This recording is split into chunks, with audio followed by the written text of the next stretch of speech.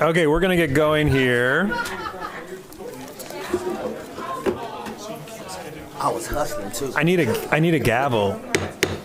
Okay, I'm going to call the meeting of the Facilities and Operations Committee to order for November 6th at 4:30. Thank you, everybody, for being here today. We have only an hour, and actually even a little bit less than an hour because we're starting 4 minutes late. So we have a number of things we're going to go through today, but mostly, they're all included in the staff memo. Thank you for providing the staff memo. But what we want to talk through today, this is all about 2025 bond planning. And following up on our last meeting, we want to have conversations around the financials, the technology improvements, curriculum, some of the physical facility things. And we do have spot at the end. I believe we've got public comment. I think we had 5 people signed up for 2-minute slots. So I need to make sure we also leave about 10 minutes at the end for the public comment. And then we need to end by right about 5:30 so that folks have a little bit of a time for a break and we can come back for our 6 o'clock board meeting. So we are going to move pretty quickly through. Just as a reminder, it's a committee meeting. I chair the facilities and it's not facilities and operations. What's the new title? It's the school facilities improvement. Right. School facilities improvement, maybe school facilities improvement and operations committee. And then directors Brim Edwards and Green are also on that committee. But of course, we always welcome the entire board. And thank you, Director Hollins and Director Sullivan for joining us tonight. And I think maybe Director Wong as well, but maybe not. We'll see if he's able to join us. So I'm going to turn it over, I believe, to the superintendent and Dan to let's go ahead and kick off. You've provided a lot of information in this memo, which is great. And I think we're going to start maybe with the financials. Is that right?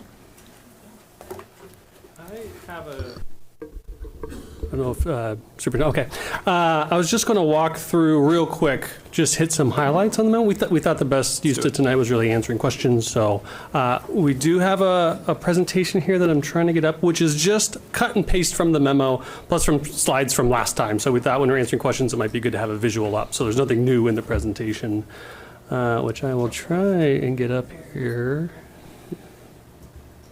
and make it a little easier to read. Okay, great. So, good evening, and thank you. Materials-wise, there's a staff memo. I think everyone has a copy of that. It's not quite as dense as the last one, so we're just going to hit a couple of highlights. The primary focus of today's meeting is to review what we called option number 1 last time, and the refinement of that with a specific focus on physical facility improvements, technology, education upgrades, and then responding to some of the questions around the financial options. At our next meeting on November 18th, we'll focus more on the high school modernizations. And so as I just noted, the run of show for tonight is I'm just going to hit a couple highlights, then we're going to turn it over for questions. With me, I have Christina Howard, who is our Chief Academic Officer, Young Lee, Interim CFO, and Don Wolf, our CTO, is joining as well. Plus, we've got some subject matter experts in the back, so if we need backup, we're going to call them up as well.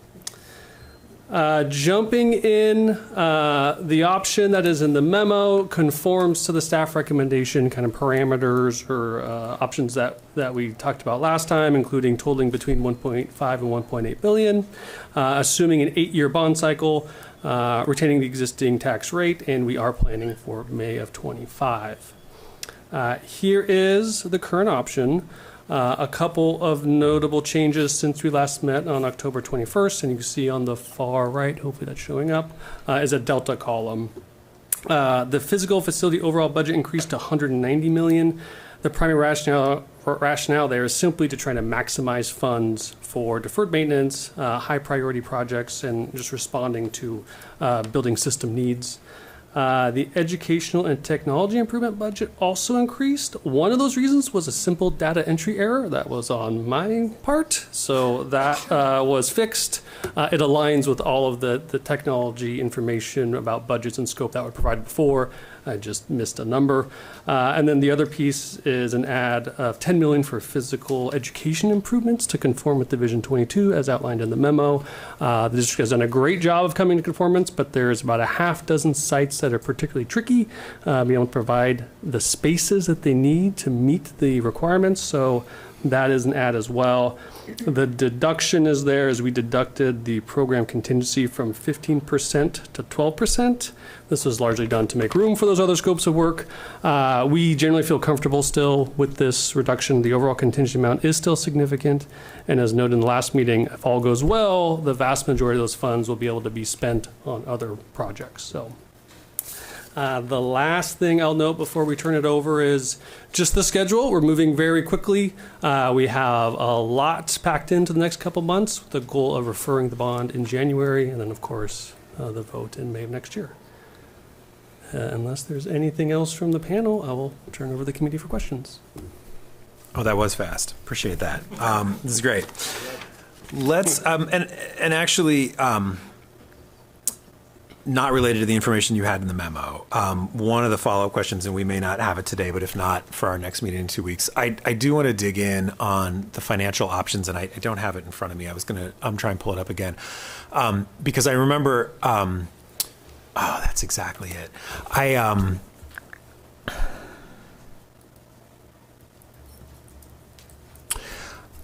I remember I continue to be a little bit confused on options D1 and E1, 1.5 billion versus 1.8 billion. And when I look at sort of the principal amount, it all makes sense. And then I look at the total estimated interest. And again, $950 million in interest, when we borrow the $1.5 million, length of the debt is 24 years. And again, structured in a way that we could go back out again in 8 years at that existing tax rate. The 1.8 billion, the interest is almost twice as much. And it's only $300 million more. And I mean, the only other difference is it's 28-year debt versus 24-year debt, again, with an 8-year drop. But is that 4 years of additional of debt term the entire reason for an additional, whatever that number is, $750 million of interest? Thank you, Director Scott. Your question is why I'm here on this panel with my colleagues here. So, yes, so we also all flagged that question from the October 21st meeting. And when I took a close look at this same schedule, the take that I came to was two things. One is that the principal amount itself being different by $300 million in those two scenarios, even if there were no change or difference in the length of the debt, the bonds that were issued in D1 or E1, if no other change was made aside from the 1.5 to the 1.8 billion, that would have some proportional interest impact on the total amount of interest.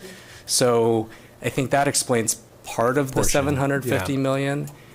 And then, as you said, the rest of the effect is the 4-year, the length of the maturities in E1 being 4 years longer than D1.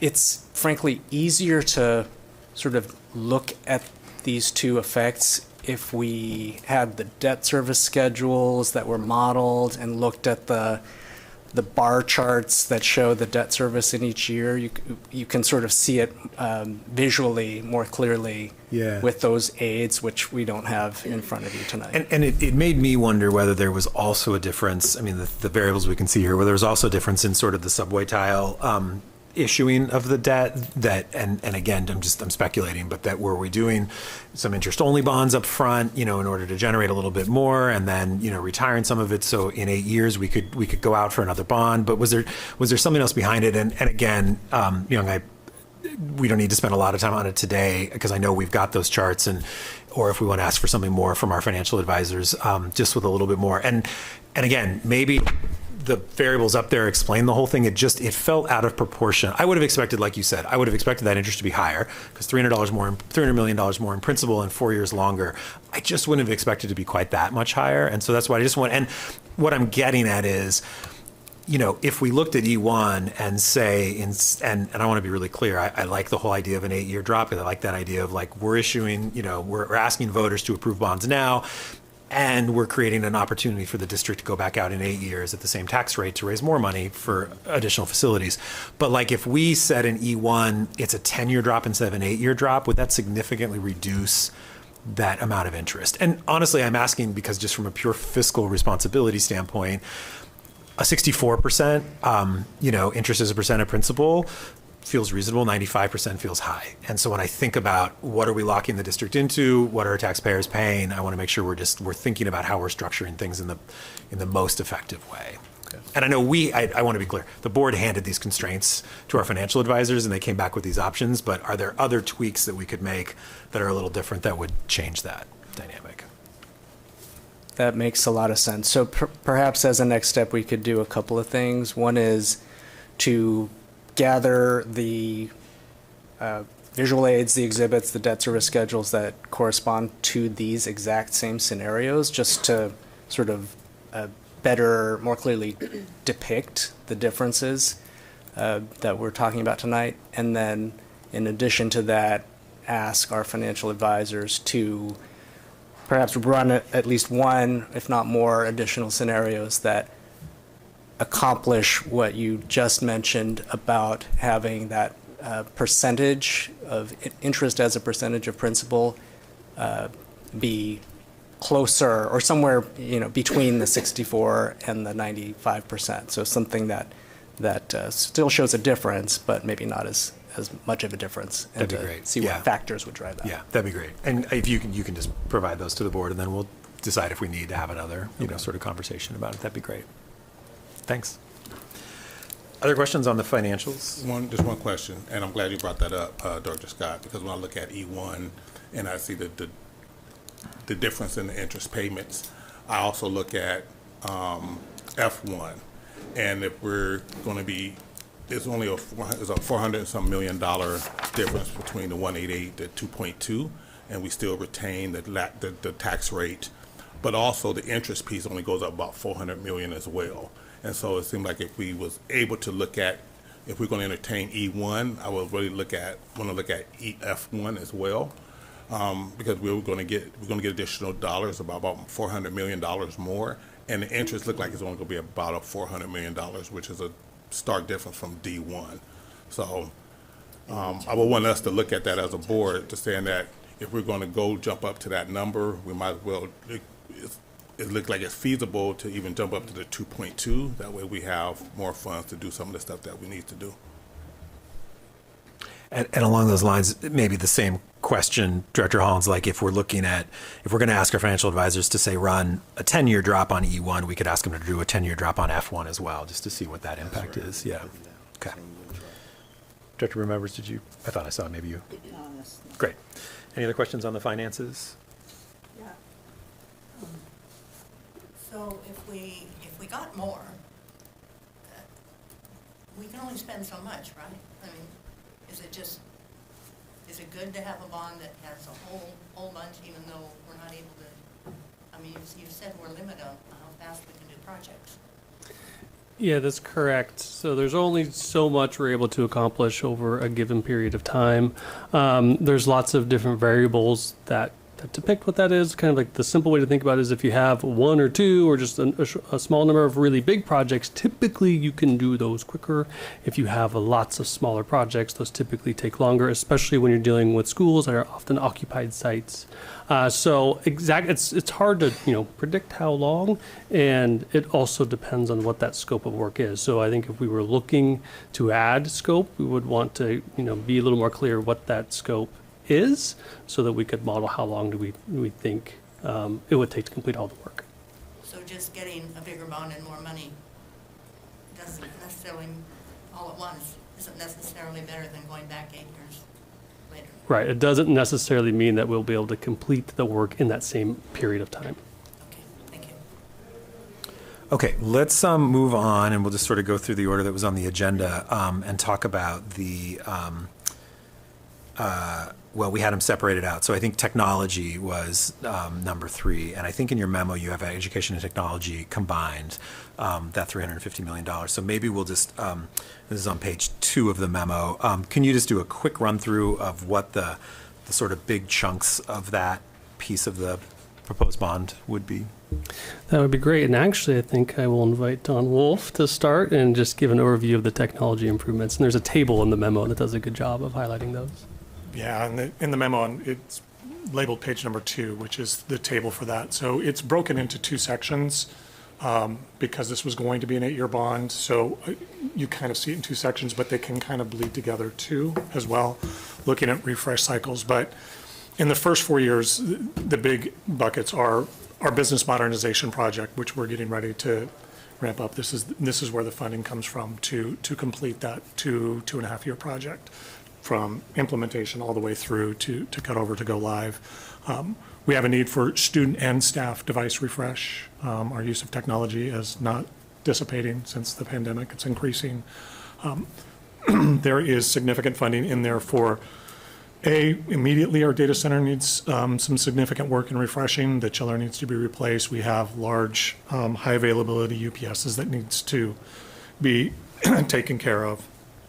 And then we have a couple of smaller items. The cybersecurity line, unfortunately, schools are still the number 1 target of all the verticals in the country. And we see fresh new attacks all the time, and they're only getting more sophisticated. So trying to keep up our tooling and trying to stay one step ahead of that, as well as around the district. We have over the 25, almost 30 years we've had networks here. We've put them wherever we could.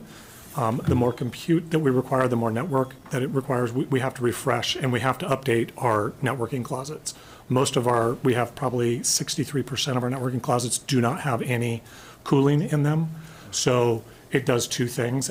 We've had them run at heat to shut down, but it also increases the replacement life cycle on the expensive equipment that sits inside those.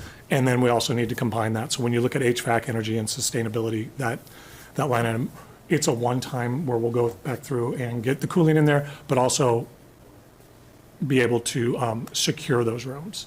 Many of those rooms are used as storage, wide open, or don't have any doorways on them. We want them to be badge accessed only, and that sort of thing. And then what you see in the next item is it drops significantly, but again, we still have staff and students that will need to, at some point, it doesn't mean it's going to be 4-year increments like the bond passes. We'll go out and do one refresh, and then 4 years later, we're trying to get 5 years out of our devices as wherever we can. So, but it would come in that 8-year period where we would need to refresh again. So it may not be at year 5, it may be year 6 or 7. And then again, technology is the wireless access points, the switches, the plumbing in the wall that nobody really sees. It's not very sexy. If it's got an IP address on it, if it runs on the network, they have about a life cycle of about 5 years, all of our wireless access points. We're putting more in. So now we're seeing we're having to go back to our modernized high schools, the Franklins, the Roosevelts, the Grants, and that equipment is now aged out. And so we've got to continually stay on top of that. So those are the big broad swaths of money that we're looking for over the next 8 years to sustain the technical infrastructure we've got here in the district. That's helpful. One thing that jumped out at me that I'll just note, and I appreciate your explanation, the HVAC, and you're talking about HVAC around our, server rooms, essentially in our schools. Yes. And it's purely a political point. I'll just note we are going to talk about some of the facility improvements as well, but we will need to make sure we're clear with the public that we're also doing HVAC for our buildings and not just for our servers, because I think our kids are more important than our servers. Not to say our servers aren't important, but and there's a lot more potentially for that piece of it. So we'll get to that in a minute. Questions on technology? I just had a question. Just if you're a school district that doesn't have a bond, how are they paying for all these? Are they just paying for it out of their state school fund operating dollars? I'm not seeing a whole lot of most of the folks that I'm working with across the country. Beaverton's an excellent example. Is that is part of their bond program, whether it's their bond and their levy, how they combine those. That is how they've been maintaining their teachers' devices and their student devices. I'm just curious. There's a lot of school districts in Oregon that don't have bonds, and I'm assuming they they have infrastructure not this extensive, but. And the size and the scale makes a huge difference, and that is part of our battle here, and part of why hopefully we can get to a reasonable maintenance cost on this. Is there have been 20 years of technical debt that was inherited, and it was not, there wasn't a holistic strategic plan on how we're going to cover the entire district and how we're going to maintain this as an enterprise across the district. And this is a new shift for Portland Public Schools to say centrally, we're going to manage and build out and continue to maintain. I have a group of very talented network team that works their tail off to maintain what we've got. But still, even at this point, we're getting better, but probably 40% of our schools still don't have ubiquitous wireless access in our buildings. This bond is fixing that as we're building it out. But in a quarter of the way through the 21st century, you would think that would be just a standard. Just every classroom has a wireless access, and anywhere you go inside would have sufficient coverage. We're still not there. So we're still building out a holistic infrastructure. The maintenance will end up getting cheaper, but we're having to go back and make up ground at the same time as we're cutting new trail. So at a certain point, is there a time, a year after these investments are made, where you get the step down to like, we're just in a lower maintenance level? I mean, it'd be good to see like an overall plan that does that. I mean, just because this is a lot of money, and it counts on us having a continuous bond cycle, so I'd be curious when that point. Correct, and the hope is, and that's conversations that are happening here, is how do operational costs become operational costs and not capital costs? And there needs to be a real appetite to strategically figure out where we carve this into. And this bond, in particular, has brought up a lot of those issues on how we move forward. New leadership has some very strong thoughts on how we do that. So yes, we are formulating that this would be the step down into what does that look like, whether it is not a capital bond, but I mean, there's all kinds of options, so I'm not even going to suppose right now. Thank you. Thank you so much. I love what we're doing. I love that we're talking about technology. I love, some of my questions are, you said that this was for student and staff devices. Is this providing everyone something across the entire district? So all of our students, all of our educators would be getting new devices. Correct. Of some kind. Correct. And then you mentioned that a lot of our schools, some of our schools are still struggling with their access points. And so is the money that you're asking for going to eliminate that across the entire district, in that every middle school, every elementary school, every high school would be getting updated wireless access points? Correct. Modified server rooms and cooling systems for those servers. Yep. Okay. And then so with technology, understanding that the moment that we buy it, it's old. So right out the gate, it's already depreciated and we've lost. But it's the way that they're selling it to us, because they got to keep us coming back so that we can buy this chip, because the next chip they want to make money on. And so as we're building this in, what I'm hearing you say is that in 4 to 5 years, we'll be looking to do something similar. Well, we need to have the path forward for that, and in 4 to 5 years, if we've created that path out of operational funding, then these dollars could be transitioned to something else, correct, right? So, but we need to know what our path is. If this is our one time, that's why we've got two refresh cycles built into this. So this is like, if this is going to be our moonshot, where we're going to shoot for the moon, then this is what we're trying to get out of it. But we would, if something else happens and we don't have to use this, our language will be loose enough as to where we can use that funding for something else. Yes, there's plenty of other things. Oh, we got need. Yeah, so no shot there, but the ask was, we're building an 8-year bond right now. What do you need to cover in 8 years based on our current configuration and restraints that we've got right now? Okay. So that's where this budget came from. Yeah. We'll move on, but I mean, you all know what I'm going to say.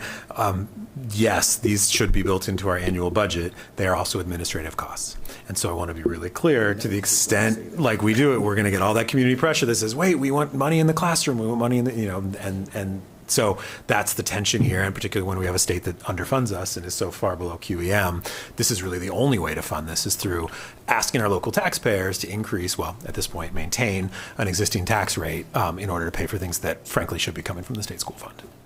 Okay. Let's move on to educational investments.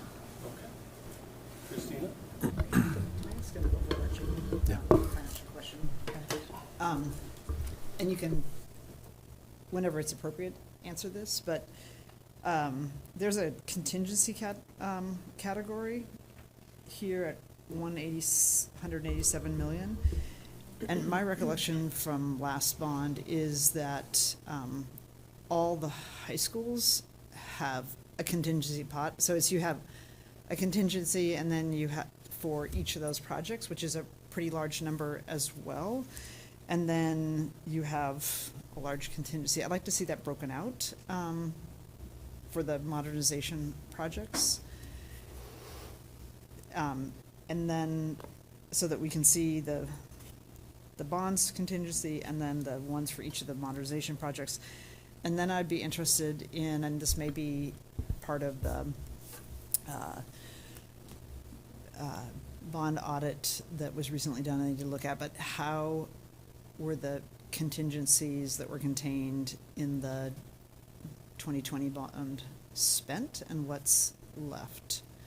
Because as I recall, the 2020 bond, there was hundreds of millions of dollars in contingencies, and it would be good to know how that got spent, because it can be viewed somewhat as we just have extra money there, and as we get to the end of the project,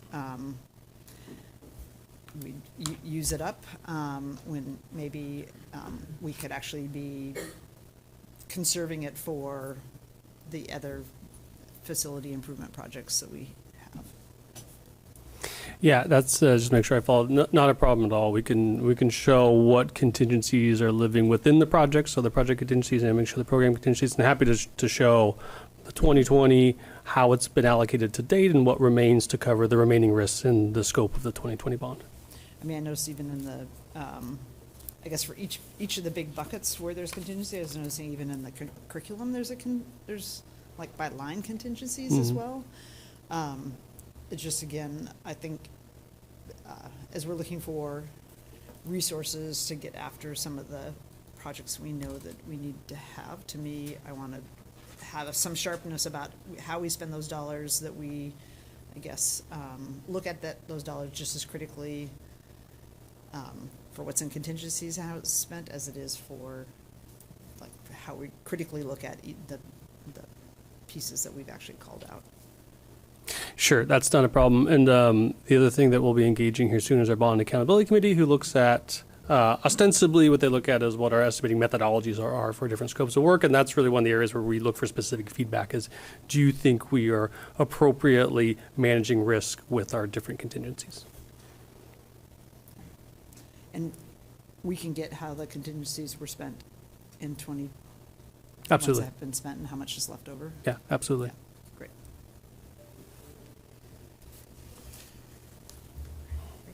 Do you want to put up the curriculum slide? Yes. Okay, so for curriculum, we're really committed to providing high quality, culturally affirming educational materials to every school. And so this slide shows the adoption schedule per ODE. And so to maintain Division 22 compliance as determined by ODE, we need to adopt curriculum materials in accordance with that. And so you can see during the 8-year period, that's how we've mapped this out.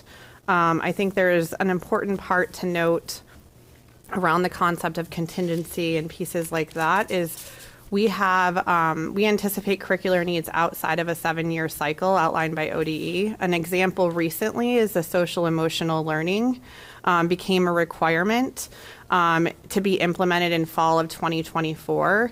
And so to account for potential additional requirements within each 7-year cycle, as well as the ongoing need to support educators with elective course materials, we've included funding equivalent to 1.5 years of a typical adoption in our calculations. So just wanted to pull that piece from the memo. But just wanted to open up if you have any specific questions around the instructional materials. It's really to maintain in accordance with the state and to go through our adoption planning process in accordance with the state based on the content area that's coming up. So I'm a little bit confused about this chart. So is it, for example, science was 2023 or math was 2022. Have we already adopted and paid for that? We, in the last bond, had the highest amount we've ever had for curriculum in a bond. Yeah, so we have, so you called out science, and what was the other? Well, just, I mean, we have adoption years that have already passed. Yes, And so the yes. question is, like, have we already, we spent, Yes. we told voters all subjects, all grades in the 2020 bond, so I'm just curious how much of this has already been. So the ones that we have listed there that have already passed, we have. And so I think the social studies when we moved based on the state timeline changed. And so I think it's important to note that we did it in accordance with the adoption cycles, right? And so I know I've heard the all subjects, all grades, and I'm not sure what was said at that time. I can say that from our perspective in the Office of Teaching and Learning, in conjunction with other offices, we've adopted according to the state cycles. Okay, well, we're gonna need to make sure that we're synced up between what gets told to voters and people think they're voting for and what they're voting. I still don't understand. Are you saying this is, we have to adopt all these, or it's everything after starting? Yeah, it's everything. 2025? Yes, it's starting 2025. So that this is an example of what the adoption schedule is based on the state. And so the funds would be used to continue beyond this school year to support the adoptions listed in the cycle, right? So we just have three. What would be helpful for me, because I'm gonna really pressure test this particular category, because we spent more money than we've ever spent before, and I think more than most other districts. So we had 53 million from the bond, from the last bond, so in the last 4 years, and then another 20 million, I believe, that was not from the bond. I think the total was 3 million. So I'd like to see the sort of action. If the top 5 we've already paid for, I'd like to see what it is coming up in the next 8 years, and then the specifics around them, because when I look at spending 113 million on top of, like, which is twice the amount of what we just spent to do all of them. And I also would like to, maybe this is similar to the high schools, where we're looking at how come our costs are appear to be so much higher than all the other districts. Like, I'd be curious, I would be interested to see comparatively other districts that have similar that say Salem and Beaverton, how much they're spending, because they have the same state requirements. Salem hasn't had a recent bond. So I'd like to see a comparative, because this is a lot of money. And I look at some of the trade-offs that we would make. Yeah, we've been collecting some of that information, so we can definitely send that your way and show the research that we've been doing with the other districts and how they're allocating funds. Yeah, I just have a quick question. Because I know in the bond, the 2020 bond, there were dollars for curriculum. So the last 3 that I see on here for social science and the bottom 3, do we still have the money from the 2020 bond to pay for those? Because from my understanding that the curriculum was for all of these already, we just haven't adopted them. I don't know if I can fully answer that question. We can certainly circle back, but there is not remaining funds in the 2020 bond for curriculum. Those have effectively all been allocated. I don't think all been spent, but they've been allocated for either previous or current adoption cycles. Okay, so you said they've been allocated, but hasn't been spent. Like they might be in the process, like this year, of spending those funds.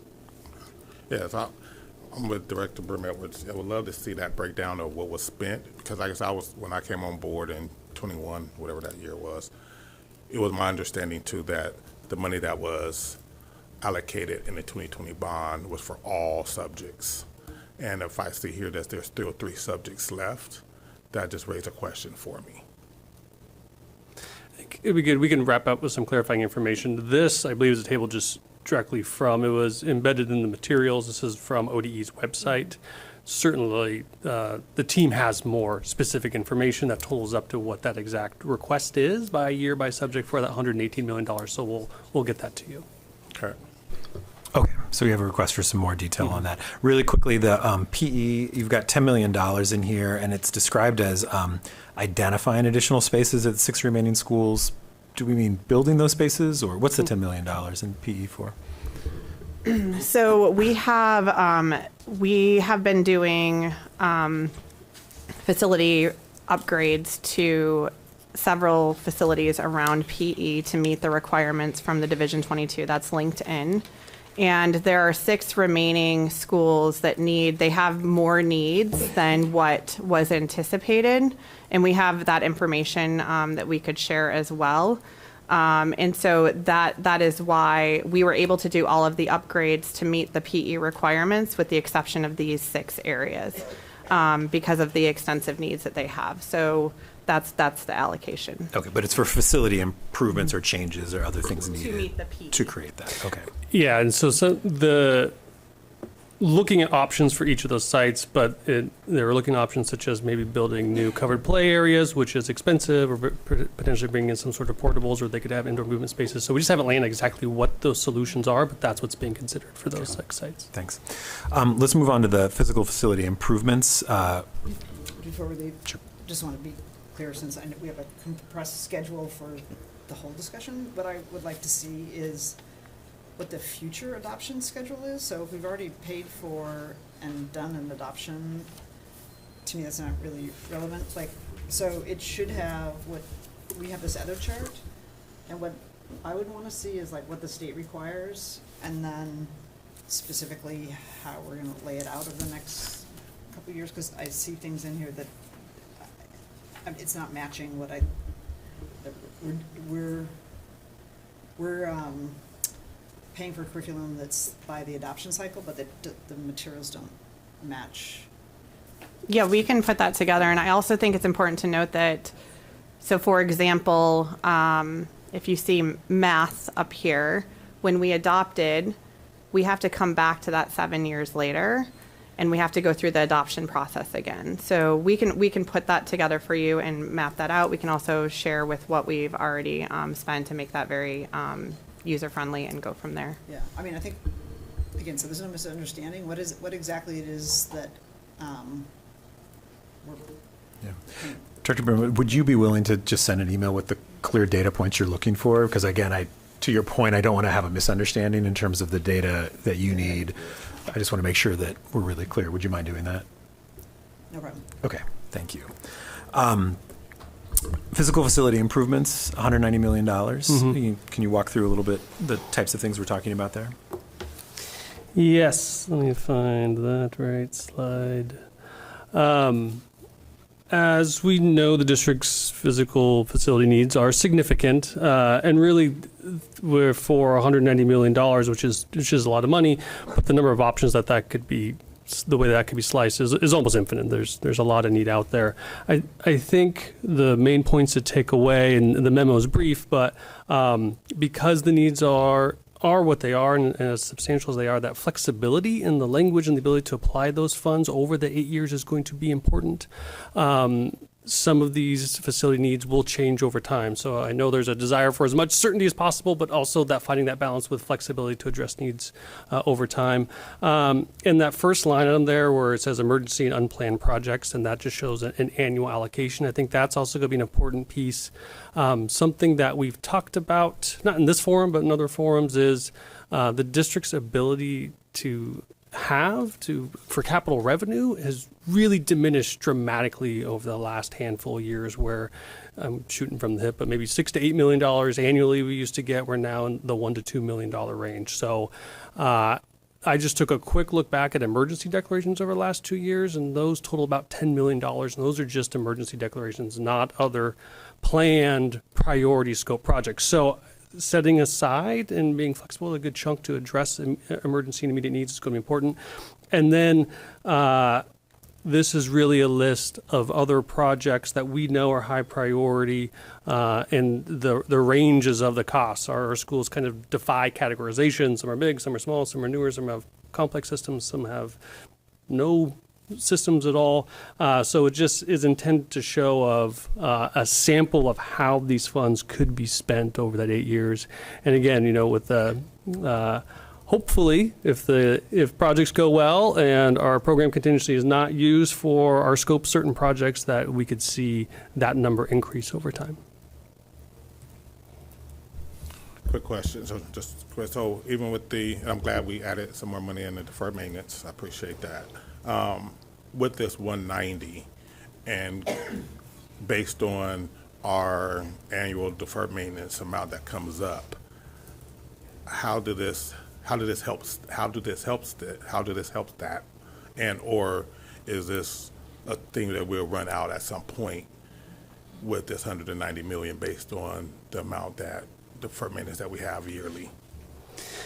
It's a great question, and it's hard to predict. I mentioned the number about emergency declarations because those are really things that come up that are unplanned, and it's hard to predict when you're going to have significant building system failures that will impact learning. So 190 million does not dramatically address our deferred maintenance. We've talked about it before. It exceeds $1 billion, but it is a good step in the right direction. Those are significant dollars. We do look for other sources of funds that can't necessarily go to deferred maintenance, but grant funds, PSEF funds, for example, those type of things. So all those things, they help out in increments, but it's certainly a big lift to address all the facilities.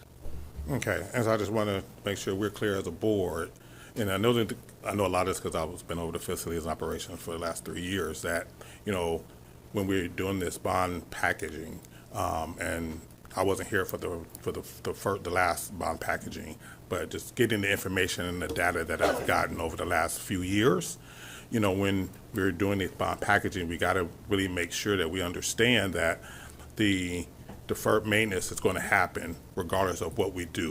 And then what happens is the deferred maintenance keeps coming, and even with the new schools that we build, those schools end up having deferred maintenance, and then you get into this whole cycle of deferred maintenance on school after school after school as you're trying to redo other schools. And so I just want to make sure that we're clear on that's a trade-off when we put money, or when we ask for less on the bond. That's a trade-off because eventually those schools will have deferred maintenance that we cannot necessarily keep up with.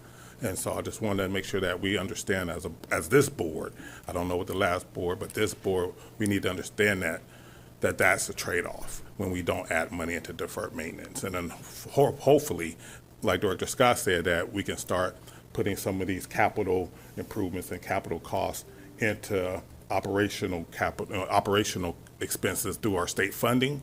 But right now, this is where we're at. This is the information that we have, and this is the data that we have at this moment. The data stuff changes. Hopefully, this motto don't have to be the way it is. But right now, this is where we're at. Yeah. Yes, and it's such an important point, and one of the things that when we have conversations with the community, we need to keep talking about, because one of the things that I get is justifiably parents say, why isn't the district spending more on deferred maintenance when our schools are falling apart? And the answer to that is we could spend more on deferred maintenance, and it would come out of the classroom, right? And that is the trade-off. And one of the things that in my zone with Gray and Markham, this is asset failure, right? And we know that if we don't take care of our buildings, they will fail at some point. And that's what we saw in that situation. And a lot of that community is justifiably angry. I also think that community, who justifiably angry, probably wouldn't have wanted us to say reduce their teaching staff by 3 or 4 for the last couple of years in order to replace their roofs and sprinkler systems and all the other things that went wrong. And so again, it comes down to this total funding level, and it's the trade-offs we need to make. And so it's yes, we just need to keep making that point, which is also something we need to make to Salem, so they understand that these trade-offs have real consequences, and for those communities, those consequences are going to get more and more significant. Do we have facility condition assessments on all of our schools? We have a facility condition assessment that's dated now. I think it completed in 2021. So that's our best kind of holistic view. And That's it's not also that long ago for FCAs. not that long I ago. mean- And it doesn't include all scopes of work, but most scopes of work. But yes, we do have that. It's actually, we have a website where we show FCA data. Okay. On our website. Great. I'd like to pivot to our testimony because I know we've got some people here, and then we'll do our testimony, and then we'll come back for any sort of final thoughts or questions from board members. And I want to say before we go to testimony, just in case folks who are here are watching, we've covered all the non-modernization pieces of this because we talked about the modernization last time. I do want to assure people there's still over $1 billion in this bond package for high school modernizations, with the plan currently being Cleveland, Wells, and potentially Jefferson to the extent there's funds needed there. So I just want to stress we've been focused on the non-modernization, but the biggest chunk of this, $1.5 to $1.8 billion is for those modernization projects. So Can I ask a question about that? The analysis that's being done on the cost of our high schools, since some of our high schools are the most expensive high schools in the country. When are we going to get that analysis, and then how is that going to be integrated into our planning? Because if I look at, if we wanted to have more funding for having the median priced new high schools versus the highest priced new high schools, means we could instead be doing more of this maintenance and really important work on all over the buildings. So I'm curious about the timing of that. Yeah, that's a great question. So we're expecting that report the last week of November.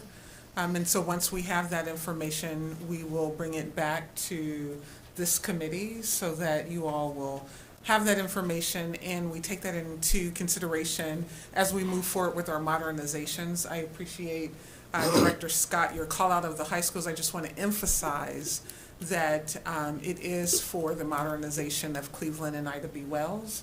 And we're still evaluating and assessing what additional may be needed for Jefferson, if at all, anything. And then with the opportunity to impact more sites across the city. So just wanted to emphasize that. Thank you. great. Thanks. We may call you back up in a few minutes. Kara, could you call the first three people? I will. Virginia LaForte, Kelly Sauer, Trevor Smith.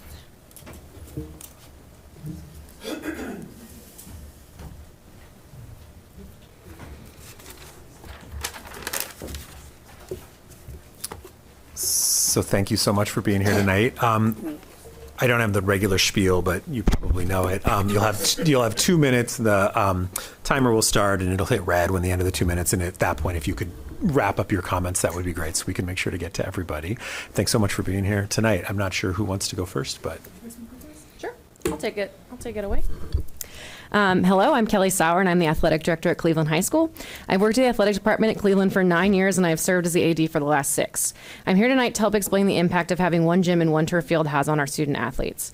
In the fall, our outdoor programs share one turf field. Every year, we have 7 to 8 soccer teams, 2 football teams, 2 cross-country teams. In order to maximize practice time, it is necessary for different programs to share the turf simultaneously.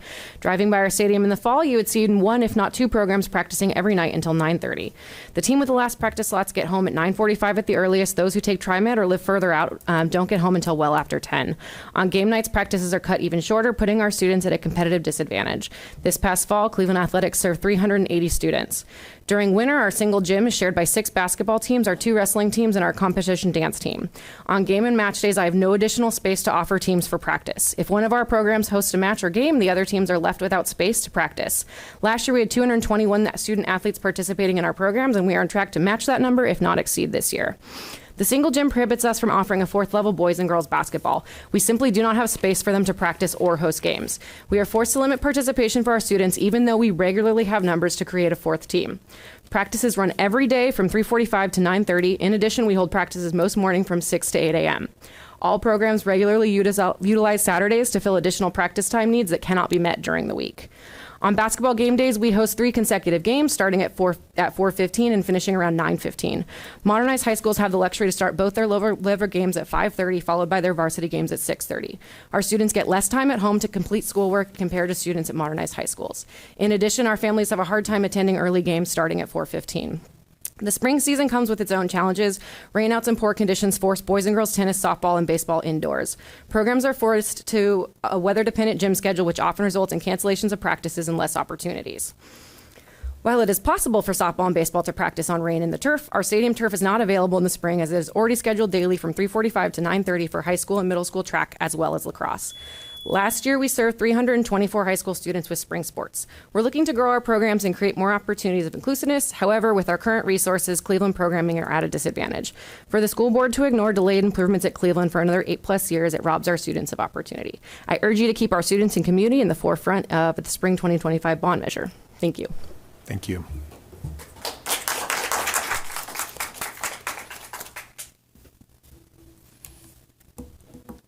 Oh, gosh, okay, I was still making revisions. So hi, everybody. So I'm here today to talk about the relationship between PPS and the high school communities on the Inner East Side.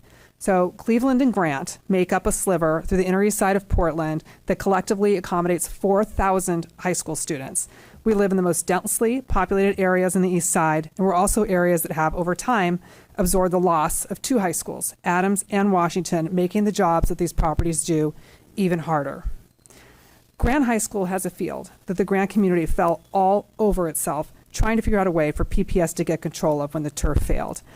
We had to convince Northeast Portland to trust PPS to steward such an important property, and we're really concerned that that trust is going to be eroded when we look at the paperwork and the plans that we saw today, and it does not include the Grant Bowl master plan. Grant needs the same athletic facilities that every other high school has because we need students to stop missing class. Tonight, our girls soccer team is out at Delta Park for a 4:30 home game because it's dark. We don't have lights, and we're actually raising money to pay for that. But we still have these problems right now. We don't have anywhere to sit. We don't have bathrooms. We don't have lights. We don't have concessions. We don't have a fence. None of it. Sorry, I'm off script. We need to finish the Grant High School project and include the master plan in this bond. You passed a board resolution in support of it. You created the master plan. I cannot understand for the life of me why it's not in here. And to see right before this meeting that all athletics were cut from the bond is alarming. You only need a couple $100 million out of all of this money to touch middle schools and high schools all over the city. If you want to rally voters, this is the way to do it. Not only does it not take as long, it has a quick impact on your communities. So, in addition, I just wanted to say this, floating the idea at the last board meeting that Cleveland not be in the bond was also alarming. It showed a lack of understanding of the previous environmental health and safety issues at Cleveland. Lead paint chips have been consistently swept, up from the ceiling for years. We all know about the arsenic and lead problems that happened there years ago. It has a terrible environmental health and safety history. Cleveland should definitely be a priority. I'm so excited to see that in there today. We weren't sure what we were going to see. So that is really, really important. So I guess to wrap up, all of this together just paints a picture that we really need you to listen to our communities. So we don't want to erode any trust with communities like Grant and like Cleveland. When that happens, bonds don't pass. And that's happened before, and we can't have it happen now. Pocketbooks are tight. We all saw that last night. And we really need to nail this for voters. So I hope you'll reconsider the athletic piece. Thank you.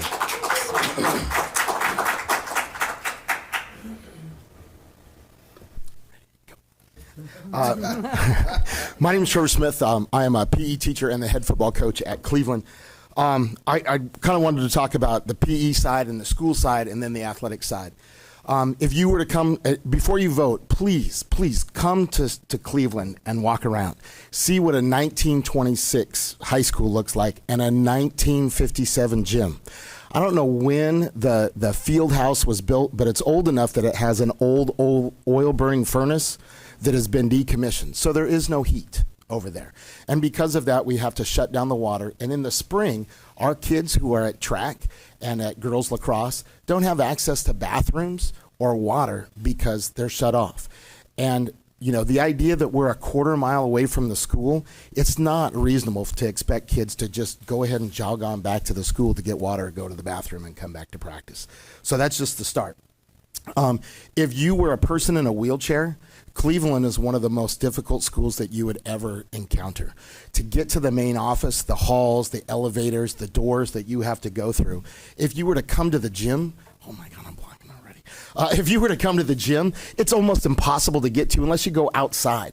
How does that make you feel that you have to go outside the building to be able to come in through the back door to do that? There's lots of safety issues. There's lots of equity issues. Our gender-neutral bathroom is also the girls' basketball locker room. They don't have access. We have limited access for bathrooms and changing rooms. We're trying to do the best that we can, but we have 45 kids in a room that's smaller than this place here that we have freshmen lifting weights. Think about how safe that is or unsafe that is. So when we get to athletics, we have the worst facilities in the district. It is a competitive disadvantage for time, space, everything. Excuse me. If we could please look at the facilities that are there and actually look at, would you want your kid to play here?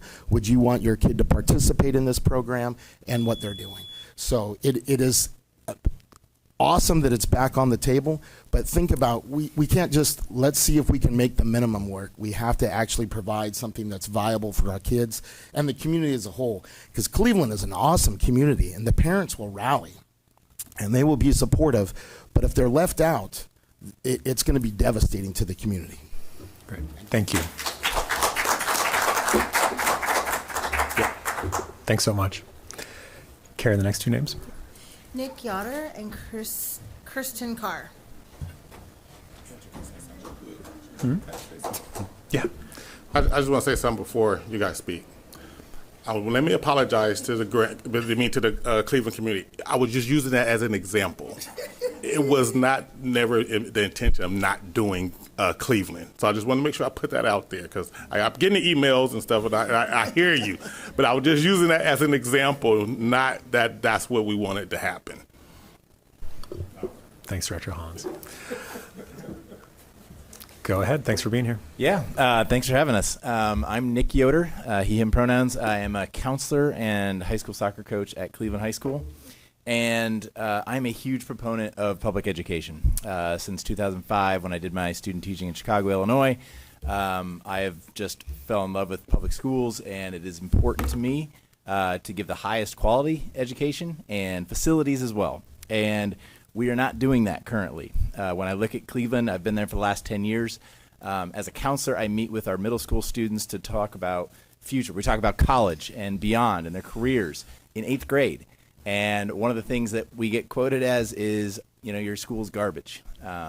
And they're not wrong in some ways. Now, the building is one thing. The people that we have, the staff we have, the curriculum that we have, the test scores that we have, fantastic. But when we go in there and we see this building that is falling apart with ceiling tiles coming down, bathrooms, again, not enough gender-neutral bathrooms in addition to just unsanitary and poorly functioning bathrooms. That is a huge deal. And we are losing these high school students to private institutions, Jesuit, Central Catholic, LaSalle, St. Mary's. That is not okay. We're not losing those at the elementary level. We're losing those at the high school level. And we need to keep them in here. And so to upgrade our facilities, to make it so that our cafeteria, which 8 years ago had raw sewage flowing through there. Since then, 4,100 students have eaten lunch in that very same space. 738,000 lunches in a space where raw sewage was. We would not accept that. We should not accept that. And so we need to upgrade these spaces, not only for our kids now, but for the next many years, to say that our public institutions here in Portland are not only just sufficient, but they are top notch. We are going to bring the students back into the public schools, make sure that our programs are up there, and our facilities will match. If we commit to that and make them the best, they'll be here. And then our students will be fully funded, I would think. Thank you. Thank you.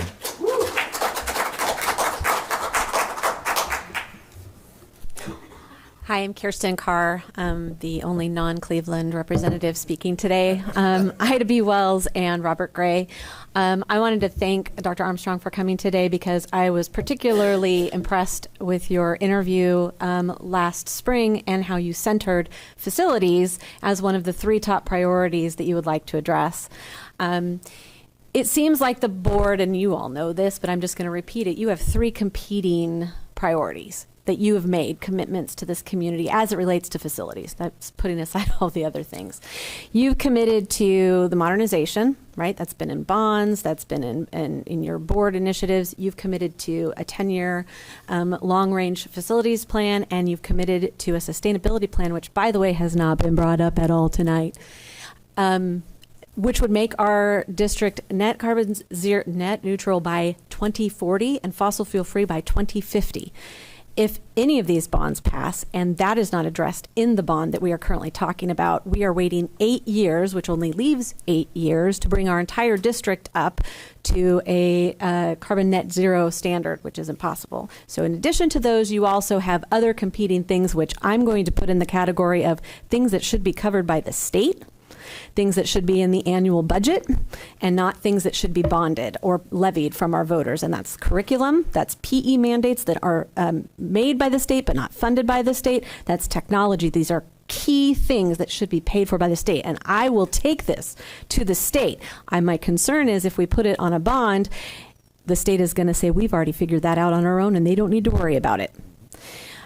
So we're kind of backing ourselves into a corner with these competing positions. Now, as a mom of a Robert Gray student, I am particularly interested in seeing facilities updated. As a Wells parent and Booster Club president, I am particularly astounded that the athletics hubs are not being included anywhere in these current conversations. If our school is done, our fields are gone. During the building, we will have nowhere for our players to practice. Lincoln cannot absorb us. They don't have enough space. And our athletic director was not aware until I just told him prior to this meeting that the athletics fields were off the table. So our community doesn't know. Just as a brief aside, the Portland chapter of the Community and Parents for Public Schools put out yesterday a survey to the entire district to get feedback from our parents about these issues. Do you want a smaller bond or a bigger bond? Do you want the high schools or do you want to prioritize renovations for all? Because each school that we're going to have to bring up to snuff on that HVAC is $10 million. We've got 70 buildings. You can do the math on that. So I appreciate all the hard work that you're doing. It is not an easy thing. I am committing to my standpoint from where I sit as a parent leader. I am here to continue collaboration, to continue bringing things to the table, and to rally my people and people across this district to go to the state and ask for the money that they're not giving us to.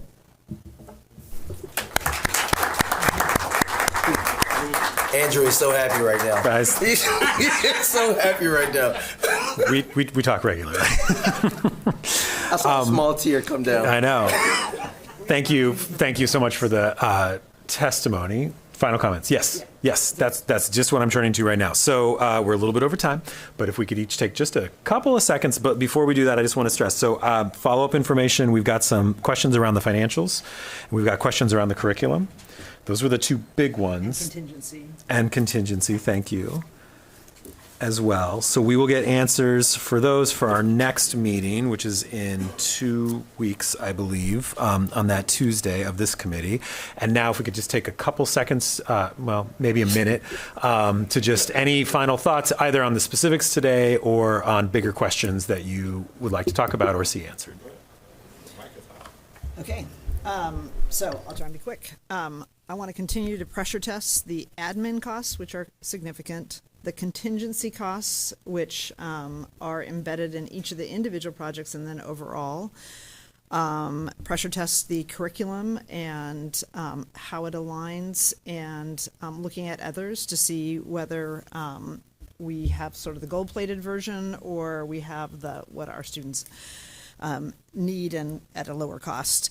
And then the high cost of high school. So those are things I want to pressure test because I want to prioritize. I'm just going to say the high schools the modernizations just go without saying for me, but I'd like to pressure test those other costs to try and get more money into the physical facilities improvement bucket.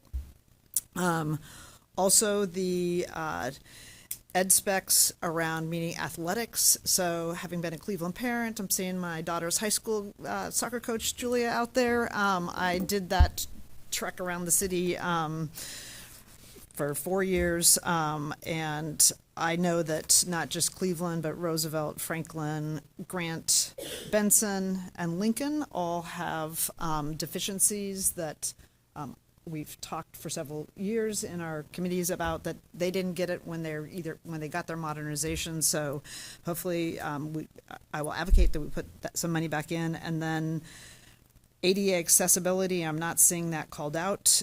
We made a big investment in 2020, and since we're 50 years past the passage of the ADA requirements, I think we should try and continue to make our schools successful. And then just the last point on sustainability, I think it's worth noting, while it's not specifically called out, that the modernizations actually are significant investments in sustainability, because we're not building them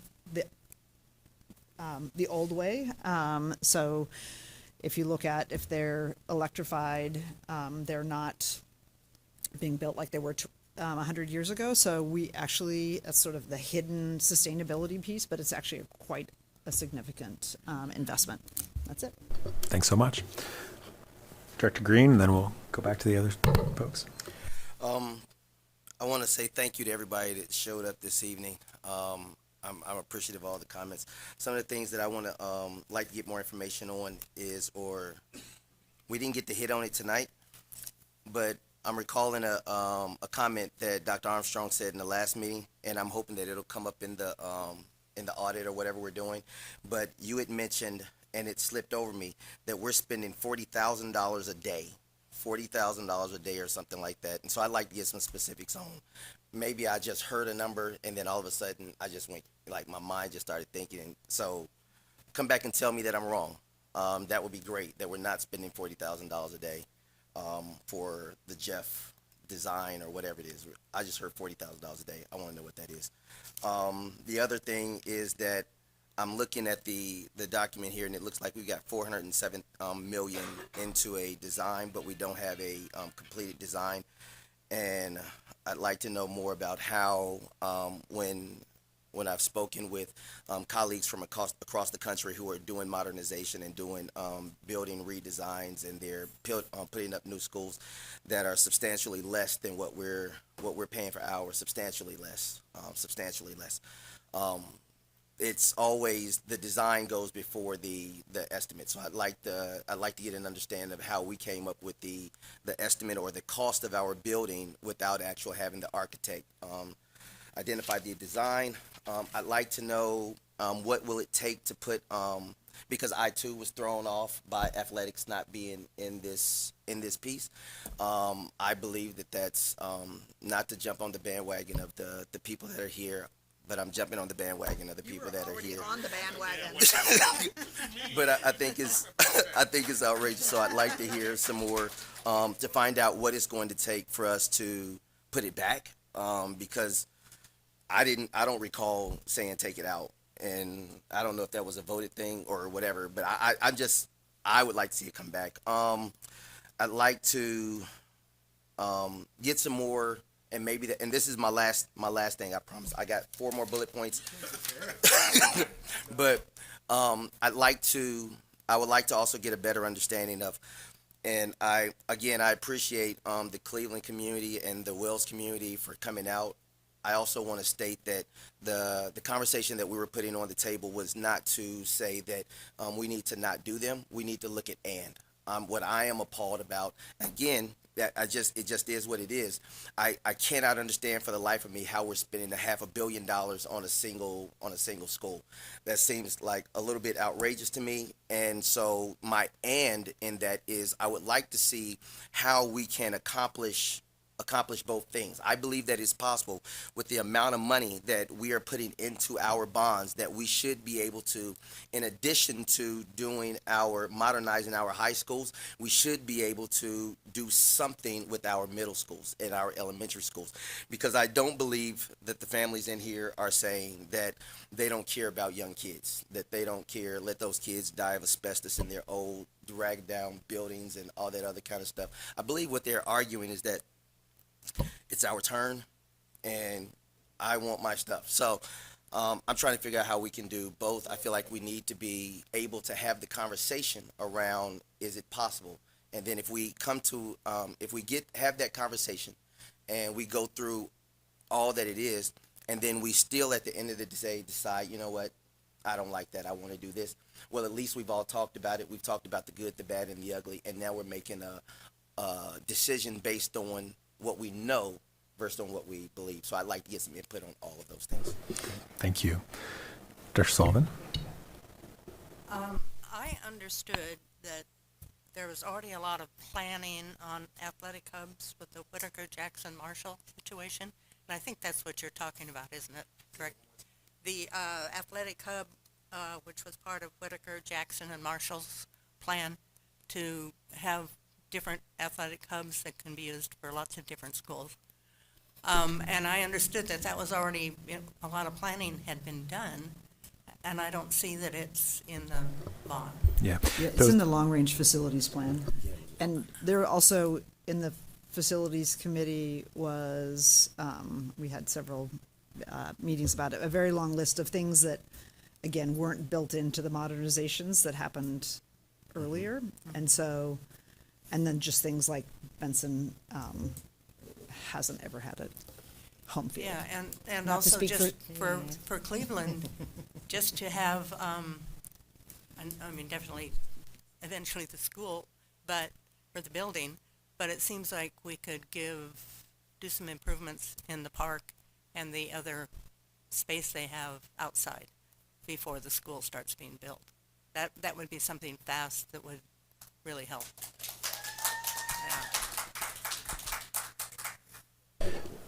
Thanks, Director Sullivan. All right, I'm gonna be quick. Director Hollins. Everybody else. I should have started the timer for each one of you, but it's all right. Let's just, we got another meeting coming up here. So for me, I think a lot of stuff that everybody has already talked about, we already looking into. I just encourage us as a board, because when we talk about, stuff like athletic facilities, and we talk about, looking at all the stuff that we need to look at, we might want to look at, upping our bond amount. I understand some of the polling that had happened with our, that we did. And just me, in the last 24 hours, the polling that had came out, it seemed like it could be wrong sometimes too. And I think our kids deserve us looking at it really hard to say, okay, maybe 1.88 is not enough. Maybe we go up a little bit more where it doesn't really affect us, so that we can do stuff and implement stuff like athletic hubs. And I'm gonna say this again, this is one of the first things I said at the beginning. We have never prioritize athletics in any of our bonds. And now here we go again, another $1 billion bonds, and we're not prioritizing it again. So I understand what the polling stuff and what polling stuff says. I don't care. I want to make sure we're doing the best we can for our kids. And if that means we need to ask for a little bit more to do for our kids, then we owe our kids that. That's it. Thank you. Thanks. Couple of somewhat random comments. I appreciate everyone's questions, particularly around digging in deep on the cost of high schools, administration, all those things. I know the superintendent's working on that. I think that's going to be really important from a public trust perspective.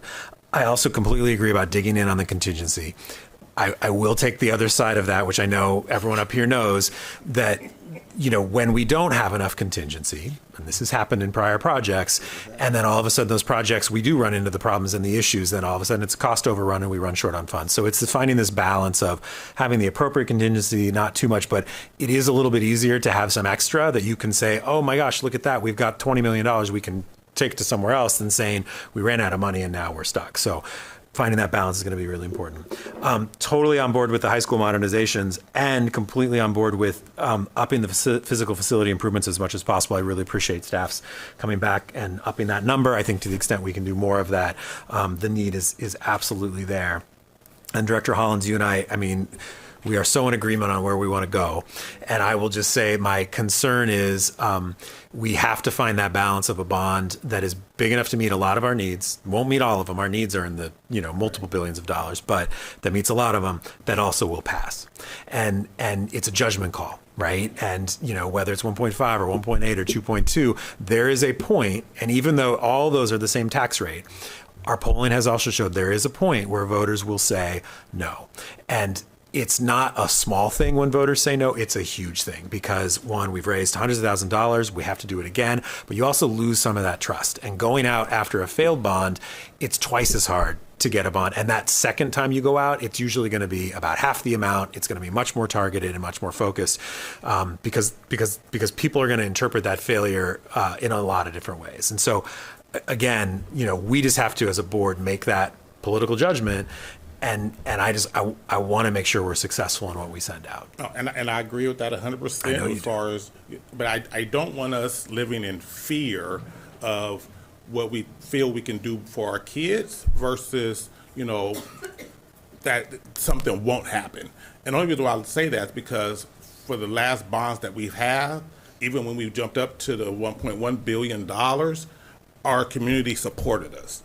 So we went from 2017 all the way through, and it increased and increased, and our community supported us. I don't think the community will not support us if we go up a little bit more because it's their kids that is going to benefit from this. And so for me, and even though when I look at the bonds, even though my kids ain't in there, I'm paying it forward. It was there for my kids. I want to make sure I pass it for other kids as well. And I'm not going to say no to my kids. Mm-hmm. And the other thing to note, we're talking about a bond at the same tax rate. And that's because, again, voters in this area have been pretty clear about that. And we're talking about an 8-year cycle where you could go out again by maintaining the same tax rate. Future boards do have the option to go out in 2 years or 4 years or 6 years with a tax increase.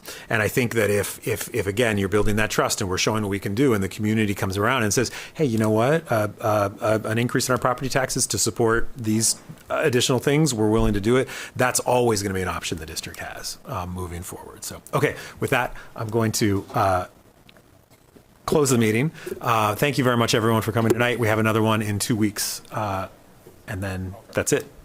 Appreciate it. Beep.